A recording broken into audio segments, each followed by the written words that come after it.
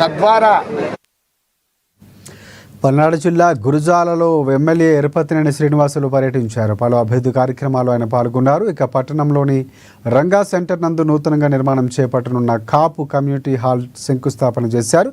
గురజాల, దాచేపల్లి, పిడుగురాళ్ల, జానపాడులో కాపు community hall నిర్మాణం కొరకు 2,25,00,000 రూపాయలు శాంక్షన్ చేయడం జరిగిందని తెలిపారు. మళ్ళీ ఇదే రోజున నిర్మాణం పూర్తి చేసి ఓపెన్ చేస్తామని హామీ ఇచ్చారు ఎరపతినేని. ఇప్పటికే కాపు కమ్యూనిటీ హాల్కు 50 లక్షల రూపాయలు ఇవ్వటం జరిగిందని, సరిపోకపోతే మళ్ళీ మా దృష్టికి తీసుకురావాలని అన్నారు. పెండింగ్లో ఉన్న కాపు కమ్యూనిటీ హాల్ ఒకటి మనం కట్టించాలి, అది ఎప్పటి నుంచో అడుగుతూ ఉన్నాం అనేది కూడా ఆ రోజు పెద్దలాడటం జరిగింది.